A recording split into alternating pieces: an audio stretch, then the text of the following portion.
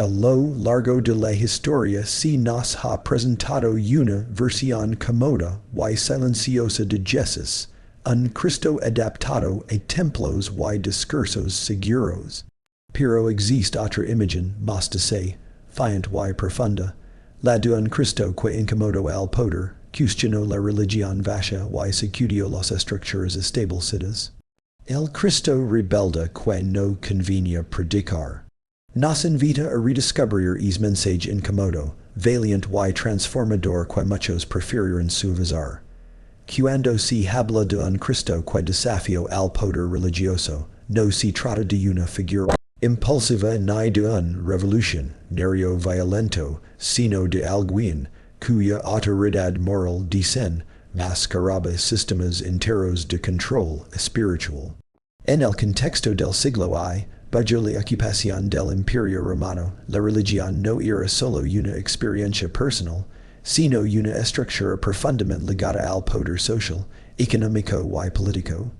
Los líderes religiosos ejercían influencia sobre la vida cotidiana, establecían normas estrictas y determinaban quién estaba dentro y quién estaba fuera.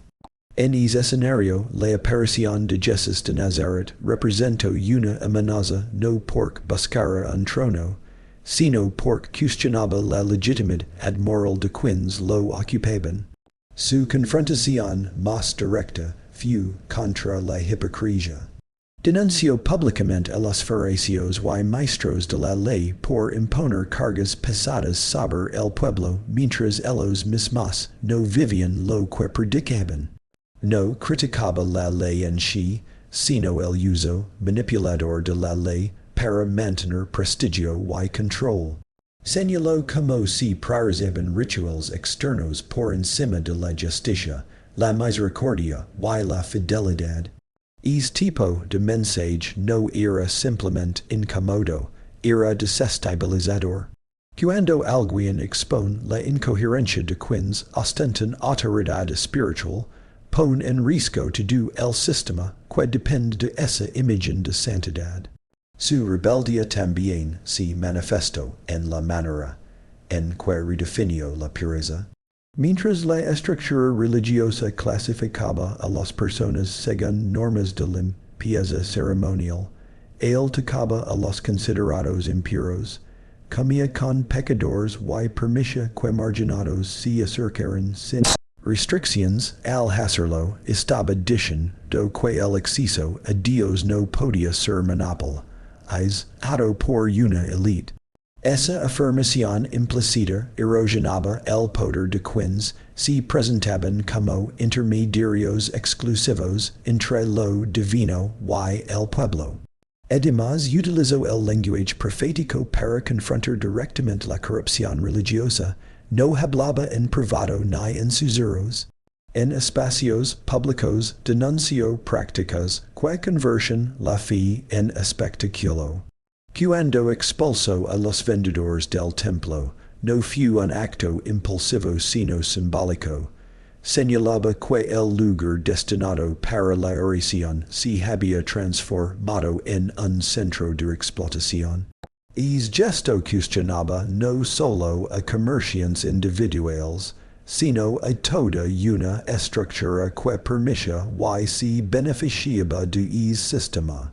El desafío al poder religioso no se limitaba a palabras o gestos aislados, estaba arraigado en su enseñanza constante. Proclamaba que la verdadera grandeza no se encontraba en los primeros asientos ni en los títulos honoríficos, sino en el servicio humilde.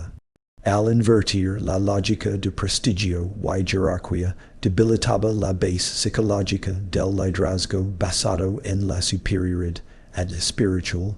Cuando enseñaba que el mayor debía hacer servidor, estaba proponiendo un modelo radicalmente diferente de autoridad. Su autoridad no provenía de instituciones ni de avales oficiales, sino de coherencia y compasión. Enseñaba con una convicción que impactaba a las multitudes porque hablaba desde la autenticidad. Esa autoridad directa, sin intermediarios, inquietaba a quins habian construido su influen, saber traditions y formalismos. Cuanto más crecía su popularidad entre la gente común, mayor era la percepción de amenaza entre los líderes religiosos. La razón por la que Cristo resultaba tan inconveniente no era simplemente teológica, sino estructural. Si el pueblo comenzaba a creer que podía acercarse a Dios sin depender de un sistema rígido y excluyente, el poder concentrado en manos de unos pocos se debilitaba. Su mensaje devolvía dignidad a los olvidados y responsabilidad a los líderes. Esa combinación era explosiva. No lideró una rebelión armada ni buscó derribar gobiernos, pero su integridad y su denuncia de la hipocresía socavaron las bases de un orden religioso que prefería estabilidad antes que verdad. Cuando habló del reino, no lo presentó como un territorio geográfico ni como un sistema político convencional, sino como una realidad que transformaba valores, prioridades y jerarquías. En un contexto dominado por la fuerza del imperio romano y por estructuras religiosas rígidas, la expectativa común era la llegada de un líder poderoso que restaurara el orgullo nacional y duradero. A los opresores, sin embargo, el anuncio de Jesús de Nazaret rompió completamente con esa visión. Su mensaje no alimentaba el deseo de venganza, ni permitía supremacía política. Proponía una revolución interior que comenzaba en el corazón y se reflejaba en la manera de vivir. El reino que proclamaba invertía el orden establecido. Declaró bienaventurados a los pobres, a los mansos, a los que lloran y a los perseguidos. En una sociedad donde la riqueza y el honor eran vistos como señales de bendición divina, afirmar que los pobres eran dichosos sonaba escandaloso. No era un romanticismo de la pobreza, sino una afirmación de que el valor de una persona no depende de su estatus social. Este enfoque debilitaba el sistema que medía la espiritualidad por apariencia externa y posición económica. También enseñó que los últimos serían los primeros y los primeros serían los últimos. Esa frase, sencilla pero profunda, contenía una carga explosiva. Significaba que la lógica del reino no seguía los patrones de acumulación de poder y prestigio. En lugar de ascender sobre otros, el camino consistía en servir. En vez de dominar, se trataba de amar, en un entorno donde el honor era defendido con firmeza. Proponer la humildad como grandeza redefinía completamente las aspiraciones humanas. El mensaje del reino era incómodo porque exigía coherencia y transformación real. No bastaba con pertenecer a una tradición religiosa o cumplir rituales externos. Se requería una justicia más profunda que la mera obediencia visible. Habló de pureza de corazón, de reconciliación antes que sacrificio, de perdón ilimitado. Estas enseñanzas colocaban la responsabilidad directamente sobre cada individuo, sin permitir excusas basadas en normas externas. La religión dejaba de ser una máscara social y se convertía en un compromiso interior. Además, el reino no excluía a quienes la sociedad marginaba. Recaudadores de impuestos, mujeres despreciadas, enfermos y extranjeros eran recibidos con dignidad. Este gesto no solo mostraba compasión, desafiaba la mentalidad que dividía a las personas en categorías rígidas. El reino abría puertas que el sistema mantenía cerradas. Esa apertura cuestionaba la idea de que la gracia podía administrarse selectivamente. El carácter invisible del reino también resultaba desconcertante. No venía con ejércitos ni con demostraciones espectaculares de poder político. Comparo su crecimiento con una semilla pequeña que, al desarrollarse, se convierte en un árbol. Esta metáfora indicaba que la transformación verdadera comienza de manera discreta pero tiene un impacto profundo. En lugar de imponer cambios desde arriba, el reino avanzaba desde dentro, cambiando conciencias y relaciones. Esta propuesta era incómoda porque no permitía neutralidad. Aceptar el reino implicaba adoptar un nuevo sistema de valores. Significaba priorizar la justicia sobre la conveniencia, la misericordia sobre el orgullo, y la verdad sobre la tradición vieja. No era un mensaje diseñado para mantener el statu quo, sino para transformarlo desde sus cimientos. Por eso muchos lo escuchaban con asombro y otros con preocupación. El reino que anunciaba no podía ser reducido a un discurso religioso más. Exige una respuesta concreta y personal. En definitiva, el mensaje del reino inversa expectativas. Cuestionaba privilegios y ofrecía esperanza a quienes no tenían voz. Esa combinación lo convertía en un anuncio profundamente liberador para unos y profundamente inquietante para otros. La crítica a la religión vieja fue una de las dimensiones más provocadoras de su mensaje. No se trataba de un rechazo a la fe ni a las escrituras, sino de una denuncia directa contra la distorsión espiritual que convertía la relación con Dios en una fachada. En el entorno religioso del siglo I, muchas prácticas habían adquirido un valor casi absoluto. Las normas externas, las tradiciones orales y los rituales públicos eran considerados pruebas visibles de fidelidad.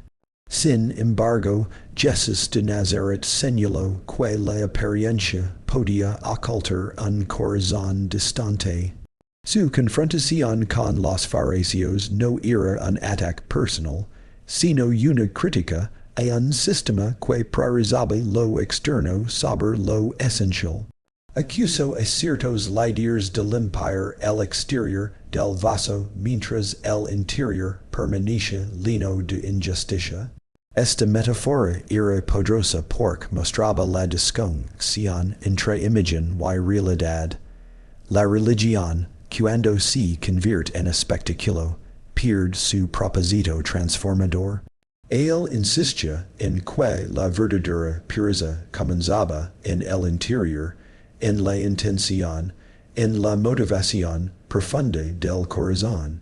Parte de su denuncia apuntaba a cómo algunas tradiciones humanas habían terminado, anulando el mandamiento divino. No cuestionaba la importancia de la ley, sino su interpretación rígida y selectiva. Señaló que se podía ser extremadamente meticuloso en detalles menores mientras se descuidaban asuntos más importantes como la justicia, la misericordia y la fidelidad. Esta observación desenmascaraba una espiritualidad fragmentada, donde se cumplían reglas específicas, pero se ignoraba el amor al prójimo. También criticó la práctica de hacer actos piadosos para ser vistos por los demás. Cuando habló sobre la oración, el ayuno y la limosna, advirtió contra la tentación de convertirlos en demostraciones públicas de superioridad espiritual. La fe, según su enseñanza, no debía ser una herramienta para ganar admiración social. El reconocimiento humano no podía ser el motor de la devoción. Esta perspectiva resultaba incómoda porque atacaba el orgullo religioso, un orgullo que se alimenta de comparaciones y jerarquías invisibles. Otro aspecto de su crítica fue la carga excesiva que algunos líderes imponían sobre el pueblo. Las interpretaciones estrictas y detalladas de la ley creaban un sistema donde la espiritualidad se medía por la capacidad de cumplir normas complejas. Esto generaba culpa constante y dependencia de quienes supuestamente entendían medir la ley. al señalar esta dinámica, cuestionaba un modelo que mantenía a las personas bajo presión continua. La fe no debía ser un peso insoportable, sino un camino hacia la libertad interior. Su mensaje proponía coherencia entre lo que se decía y lo que se vivía. La autoridad moral no se basaba en títulos, ni en conocimiento académico, sino en integridad. Cuando denunciaba la hipocresía, no lo hacía con indiferencia, sino con una firmeza que buscaba despertar conciencia. La religión vacía no solo perjudicaba a quienes la practicaban, también elogiaba a otros que veían contradicción y falta de autenticidad. Además, su crítica restauraba el sentido original de la ley como instrumento de vida y no de opresión. Al enfatizar el amor como el principio central, resumía toda la normativa en una relación viva con Dios y con el prójimo. Esta síntesis simplificaba sin trivializar, eliminaba capas de formalismo que habían convertido la fe en una estructura rígida y difícil de comprender para la gente común. Lo más desafiante de esta crítica es que no se limitaba a un grupo específico, era una advertencia universal. La tendencia a sostener una transformación interior por complemento externo es constante en cualquier época. Su llamado invitaba a examinar motivaciones, a preguntarse si la práctica religiosa brota de amor genuino o de deseo de reconocimiento. Esa confrontación directa con la sinceridad ad personal explica por qué su mensaje incomodaba tanto. No atacaba la fe, sino la superficialidad ad que la vacía de significado. La cercanía con los marginados fue una de las expresiones más claras de su rebeldía frente al orden social y religioso establecido. En una cultura donde la pureza ceremonial, el honor familiar y la reputación pública determinaban el valor de una persona, acercarse a ciertos grupos implicaba arriesgar prestigio e incluso credibilidad espiritual. Sin embargo, Jesús de Nazaret no construyó su ministerio alrededor de las influencias, sino alrededor de quienes eran considerados indignos, impuros o irrelevantes. En el siglo I, bajo la estructura social influenciada por el Imperio Romano y por normas religiosas estrictas, existen divisiones claras entre justos y pecadores, entre puros y impuros. Los recaudadores de impuestos eran vistos como traidores, las prostitutas eran despreciadas públicamente, los leprosos eran aislados físicamente de la comunidad. El contacto con algunos de ellos implicaba contaminación ritual. Aun así, él no solo habló con ellos, sino que compartió mesa, los tocó y los defendió. Compartir comida tenía un significado profundo en esa cultura. Sentarse a la mesa implicaba aceptación y comunión. Cuando comía con publicanos y pecadores, estaba enviando un mensaje poderoso. Nadie quedaba excluido de la posibilidad de restauración. Esto desafiaba directamente la mentalidad que utilizaba la religión como filtro social.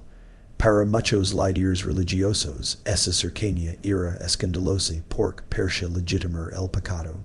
Sin embargo, su intención no era aprobar conductas destructivas, sino ofrecer dignidad y oportunidad de cambio. El acto de tocar a los enfermos también rompía barreras.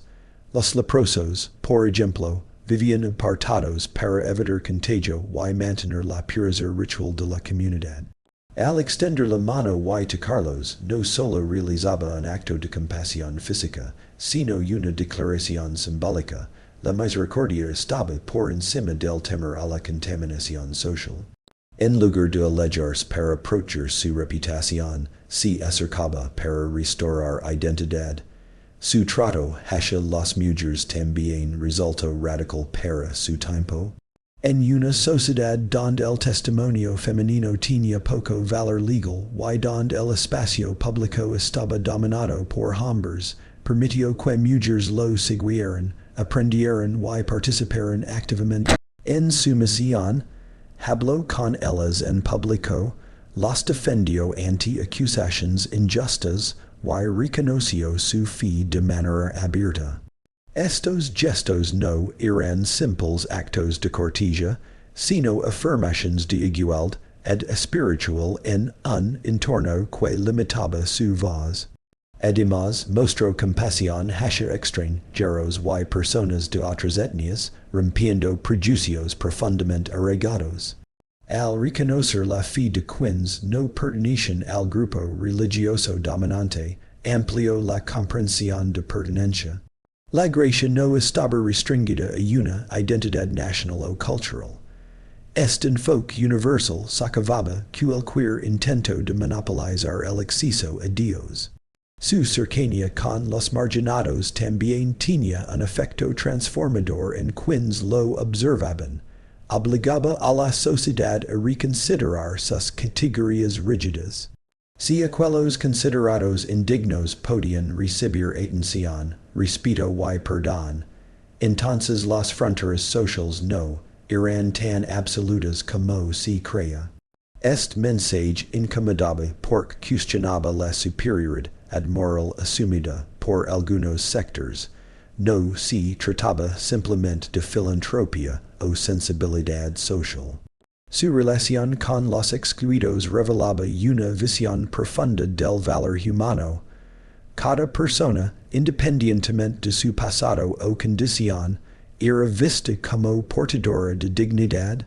Este enfoque desmantelaba la lógica que asociaba bendición con estatus y desgracia con culpa automática. Al acercarse a quienes otros evitaban, redefinía quién era verdaderamente impuro. No el marginado, sino el corazón incapaz de amar. Esa proximidad constante con los rechazados contribuyó a su reputación controvertida. Para algunos era motivo de esperanza, para otros una razón más para desconfiar. Sin embargo, en esa cercanía se revelaba un reino donde nadie cuidaba fuera por su historia, y donde la compasión tenía prioridad sobre la apariencia religiosa. El llamado radical al amor y al perdón fue una de las enseñanzas más desafiantes y contraculturales que proclamó Jesús de Nazaret. En un mundo donde el honor se defendía con firmeza y donde la justicia muchas veces se entendía como retribución proporcional, proponer amor al enemigo no solo era difícil, sino casi impensable. La lógica común dictaba que el amor debía reservarse para quienes lo merecían o, al menos, para quienes pertenecían al mismo grupo. Sin embargo, su mensaje rompió esa frontera emocional y moral. Amar al enemigo implicaba ir más allá de la tolerancia. No se trataba simplemente de evitar la venganza, sino de actuar con benevolencia hacia quien había causado daño. Este estándar superaba la ética habitual de reciprocidad. La enseñanza de poner la otra mejilla no promovía la pasividad ni la injusticia, sino que desafiaba el ciclo interminable de agresión y respuesta. Al negarse a devolver mal por mal, se interrumpía la cadena que perpetuaba el conflicto. El perdón ilimitado fue otra dimensión profundamente radical. Cuando habló de perdonar 70 veces 7, utilizó una expresión que comunicaba ausencia de límites. No estaba estableciendo una cifra matemática, sino una actitud continua. En una cultura donde las ofensas podían generar enemistades duraderas entre familias o comunidades, esta propuesta exige una transformación interior profunda. Perdonar no significaba ignorar el daño, sino renunciar al deseo de venganza, y abrir espacio para la reconciliación.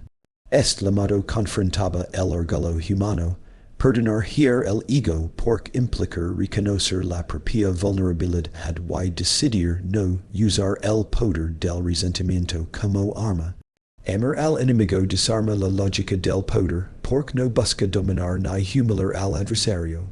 Por eso este mensaje resultaba tan incómodo.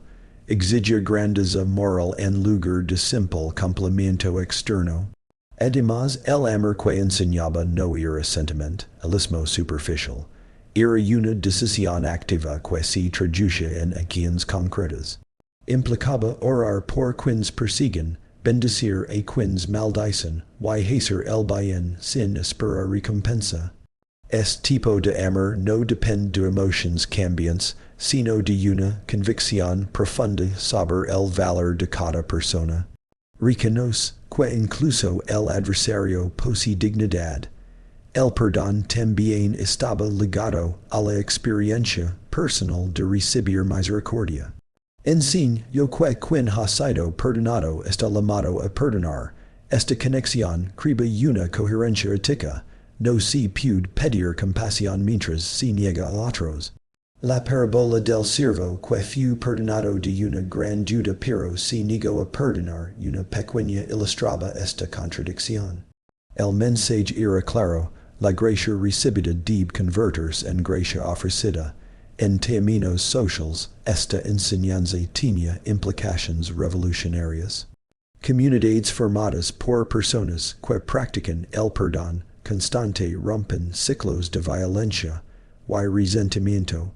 El amor al enemigo no solo transforma individuos, puede transformar estructuras relacionales. En lugar de construir identidad sobre la oposición y el odio, propone construirla sobre la compasión y la reconciliación. Sin embargo, vivir este estándar es exigente. Resulta más sencillo reducir el mensaje a una teoría admirable que encarnarlo en situaciones reales de traición o injusticia. Por eso, a lo largo de la historia, muchos han preferido suavizar esta enseñanza, reinterpretarla o limitarla. El amor radical incomoda porque elimina excusas y coloca la responsabilidad directamente en el corazón. El llamado al amor y al perdón no buscaba debilitar el carácter, sino fortalecerlo desde una dimensión más profunda. Requiere valencia moral, dominio propio, y una visión que trascienda la reacción inmediata. Es una rebeldía silenciosa contra la cultura de la represalia. Y precisamente por esa exigencia elevada, este mensaje ha sido tan admirado como evitado. La cruz no fue un accidente inesperado ni un simple desenlace trágico de una vida incomprendida. Fue la consecuencia directa de un mensaje que confrontó estructuras profundamente arraigadas. La ejecución de Jesús de Nazaret bajo la autoridad del Imperio Romano no puede entenderse sin reconocer el impacto de su enseñanza y su influencia creciente. Su rebeldía no consistió en organizar un levantamiento armado, sino en desafiar el fundamento moral tanto del poder religioso como del político. En el contexto romano, la crucifixión era un castigo reservado para criminales considerados una amenaza al orden público. Era un método diseñado no solo para ejecutar, sino para humillar y disuadir. Que alguien acusado principalmente por motivos religiosos terminara en una cruz muestra hasta que punto su mensaje fue percibido como peligroso. No bastaba con desacreditarlo, era necesario silenciarlo públicamente. Desde el ámbito religioso, su denuncia de la hipocresía y su reinterpretación de la ley debilitaban la autoridad tradicional. Si el acceso a Dios no dependía exclusivamente de una élite espiritual, el sistema perdía control.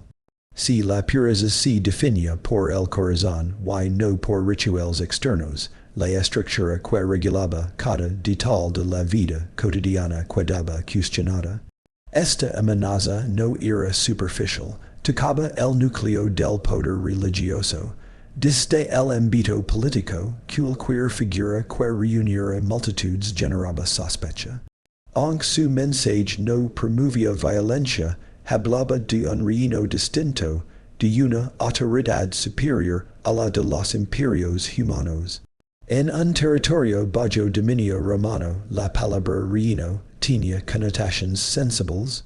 Incluso si su definición era espiritual, podía interpretarse como competencia simbólica frente al poder imperial. La combinación de influencia popular y lenguaje sobre un reino alternativo despertó temores de inestabilidad. Sin embargo, la cruz también reveló la coherencia de su mensaje. Durante su arresto y juicio, no respondió con violencia ni organizó resistencia armada. Permaneció fiel a la enseñanza que había proclamado sobre amar al enemigo y no devolver mal por mal. Su silencio ante acusaciones injustas y su negativa a defenderse mediante la fuerza demostraron que su rebeldía no era impulsiva ni contradictoria. Era una firmeza basada en convicción profunda. La ejecución pública buscaba desacreditarlo ante el pueblo. La cruz era símbolo de derrota y vergüenza. Sin embargo, paradójicamente, es instrumento de humiliación se convirtió en el centro de su mensaje. La disposición a sufrir antes que traicionar sus principios mostró que su autoridad no dependía de escapar del dolor, sino de enfrentarlo con integridad. No fue forzado a abandonar su misión, la llevó hasta sus últimas consecuencias. La cruz también expuso la alianza tácita entre intereses religiosos y políticos. Cuando ambos poderes se sienten amenazados por una voz que denuncia injusticia y propone transformación, pueden encontrar un terreno común en la eliminación de esa voz. Este patrón no es exclusivo de una época. Se repite cuando el mensaje ético desafía privilegios consolidados. Lejos de representar el fracaso de su causa, la cruz subrayó la profundidad de su compromiso. Su muerte mostró que el amor y la verdad que proclamaba no eran discursos estratégicos, sino convicciones vividas hasta el extremo. En lugar de salvarse a sí mismo mediante concesiones, eligió permanecer fiel a su misión. La cruz entonces no fue simplemente el final de una vida, sino la confirmación de que su mensaje no podía ser domesticado. El Cristo Rebelde resultaba peligroso porque no negociaba la verdad para preservar seguridad. Su ejecución evidenció cuánto incomodaba su enseñanza y hasta donde estaban dispuestos a legar quienes se sentían amenazados por ella. En conclusión, el mensaje del Cristo Rebelde desafía a la humanidad a amar más allá de la religión superficial y a abrazar una fe basada en amor, justicia y verdad interior. La vida y enseñanza de Jesús de Nazaret muestran que la verdadera transformación no proviene del poder, sino de la compasión, la humildad y el perdón radical. Su rebeldía no buscaba destruir la espiritualidad, sino restaurarla a su esencia original. Este llamado sigue siendo relevante hoy, invitando a cada generación a enfrentar la hipocresía, romper barreras de exclusión y vivir una fe que cambie el corazón y la sociedad.